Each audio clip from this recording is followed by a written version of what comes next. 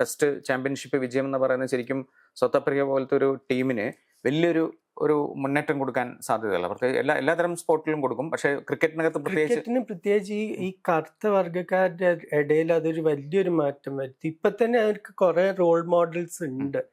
മെക്കായ തുടങ്ങിയിട്ട് പിന്നെ ഇപ്പൊ റബാഡ എന്ന് പറഞ്ഞാല് ക്രിക്കറ്റ് ചരിത്രത്തിൽ തന്നെ ഏറ്റവും നല്ല സ്റ്റാറ്റ്സ് ഉള്ള ഒരു ബോളറാണ് ഇപ്പൊ.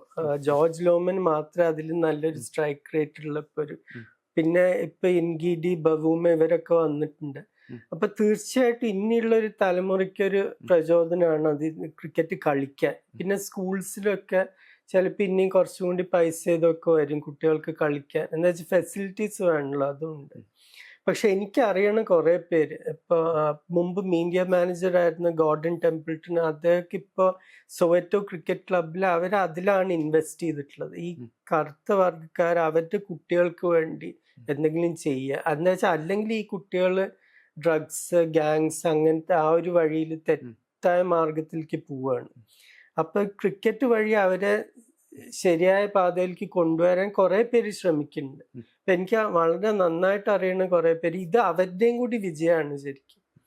ഇപ്പൊ ഈ ശുക്രി കോൺറാഡ്, ഇപ്പൊ ഇന്നത്തെ കോച്ച് ശുക്രി കോൺറാഡിനൊന്നും ഒരിക്കലും വേണ്ട കളിക്കാരനായിരുന്നപ്പോ ഒരിക്കലും വേണ്ട ചാൻസും സാഹചര്യങ്ങളൊന്നും കിട്ടിയില്ല.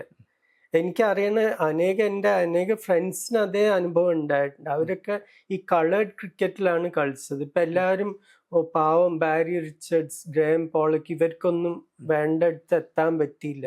അവരെ പറ്റി പക്ഷെ നിങ്ങൾ കേട്ടിട്ടെങ്കിലും ഉണ്ട്. ഈ ശുക്രി കോൺറാഡിന്റെ അച്ഛൻ സെഡിക് കോൺറാഡ് ആ കാലത്ത് ഏറ്റവും വലിയൊരു ഓപ്പണിംഗ് ബാറ്റ്സ്മാൻ ആയിരുന്നു. നമ്മളാരും കേട്ടിട്ടില്ല. എന്താ അവർ കളേർഡ് ക്രിക്കറ്റേഴ്സാണ്. ഒരിക്കലും സൗത്ത് ആഫ്രിക്കയ്ക്ക് വേണ്ടി കളിക്കാൻ പറ്റിയിട്ടില്ല. അപ്പൊ ഇത് ശരിക്കും ഈ ശുക്രി കോൺറാഡിന്റെ അച്ഛൻ്റെയും ആ ഒരു ആരും കാണാതെ പോയൊരു തലമുറയുടെ വിജയമാണ് ശരിക്കും.